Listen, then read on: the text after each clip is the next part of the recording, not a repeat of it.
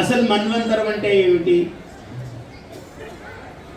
మన్వంతరం అంటే చూడండి, చెప్తాను మీకు సులభంగా ఒక లెక్క చెప్తాను. కలియుగం ఉన్నదనుకోండి, కలియుగం ఎంత పొడవు ఉందయ్యా అంటే 4,32,000 సంవత్సరాలు అయితే కలియుగము పొడవు. ఇప్పుడు 5,000 గడిచింది. 5,125వ సంవత్సరం ఇది. 5,125 4,32,000లో 32,000 కూడా గడవలేదు. 5,125. ఇప్పుడు ఎన్నున్నాయి? ఇంకా చాలా ఉన్నాయి. ఇదంతా కలియుగమే. ప్రథమ పాదే అన్నాడు, మొదటి పాదములో ఉన్నాం, కలియుగంలో ఉన్నాం. సరే, బాగానే ఉంది. కలియుగానికి ముందేముందయ్యా అంటే ద్వాపర యుగం ఉందండి. కృష్ణ పరమాత్మ జన్మించిన యుగం. అది ఎంత పెద్దది అంటే కలియుగానికి 2 ఇంతలు పెద్దది. 4,32,000 ఇంటూ 2 పెడితే ఏమవుతుంది? హెచ్చ వేస్తే 8,64,000 సంవత్సరాలు. అందుకని మనకన్నా ఆ కాలంలో పొడవైన వాళ్ళు, మనకన్నా ఆయుఃప్రమాణం ఎక్కువగా ఉన్నవాళ్ళు, 70 ఏళ్ళు కలిగి వయస్సు కలిగినటువంటి కృష్ణ పరమాత్మను నవ యువకుడు అని వ్యాస భగవానుడు వర్ణించాడు. భారతంలో, భాగవతంలో, అన్ని చోట్ల 70 ఏళ్ళు మనకు వృద్ధుడు. అప్పుడు ద్వాపర యుగంలో యువకుడు అంటే ఏమిటి? మనకు కలియుగంలో మానవునికి 120 సంవత్సరాల ఆయు ప్రమాణం అయితే ద్వాపర యుగంలో 2 ఇంతలు 220 సంవత్సరాలు. 220 సంవత్సరాల వయస్సు ఉంటే 70 అన్నవాడు యువకుడే కదా.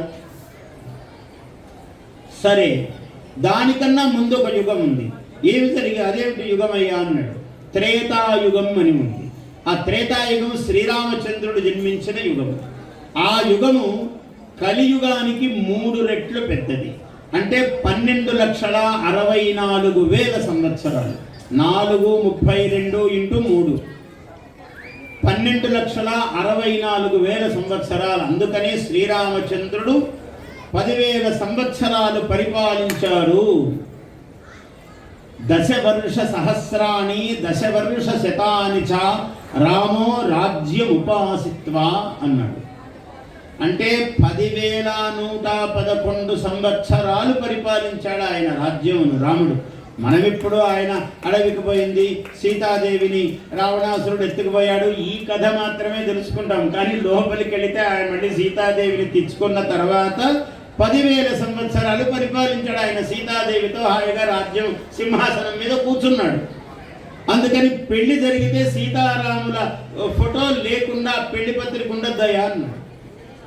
అంటే అంత ఈ చిన్న కష్టము 11,000 సంవత్సరాల వాళ్ళు కాపురం చేశారు, రాజ్యం పరిపాలించాడంటే 14 సంవత్సరాలు 14 నెలలు ఏమైనా ఒక సంవత్సరం లెక్కన? అందులో ఆయన కష్టపడింది లెక్క కానే కాదు. ఆయన అవతార పురుషుడు, లోకానికి మార్గం చూపించడానికి. ఒరే, నీకెన్ని కష్టాలున్నా నీవు గొప్పగా జీవించు నాయన, ధర్మం తప్పవద్దు నాయన అని చెప్పడానికి ఆయన కష్టాలు పడి మనకు చూపించాడు. కానీ ఆయనకేం అవసరమై కాదు, ఆయన నిజంగా కష్టపడ్డవాడేం కాదు. పడడు. రాముడు తలుచుకుంటే ఒక క్షణంలో కష్టం ఇట్లా మాయమైపోతుంది. కానీ మానవుడైన వాడు ధర్మంగా ఉంటే కష్టం ఎట్లా దాటాలో చూపించాడు. అందువల్ల రామచంద్రుడు అలా చూపించాడు మనం. ఆయన పుట్టిన యుగము 8,64,000 సంవత్సరాలు. ఆయన వంశానికి మూల పురుషుడు ఉన్నాడు. ఒక ఆయన మాంధాత, కుక్షి, వికుక్షి, ఇట్లాంటి వాళ్ళందరూ. ఈ మాంధాత, కకుత్సుడు వీళ్ళందరూ పుట్టారు. ఆ కకుత్సుడు పుట్టినటువంటి యుగము కృతయుగము, సత్యయుగము అన్నారు. ఈ యుగము కలియుగానికి 4 రెట్లు పెద్దది. 17,28,000 సంవత్సరాలు. కలియుగానికన్నా 4 రెట్లు పెద్దది.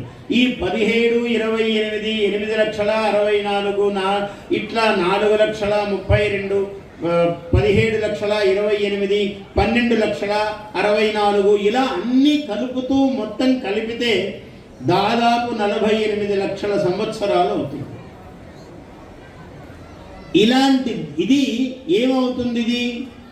దీన్ని ఇట్లాంటివి 71 మన్వంతరంతు దివ్యానాం యుగానాం 1 సప్తతిః దీనిని ఈ 4 యుగాలు కలిపితే 40 లక్షల సంవత్సరాలు అవుతాయి కదా.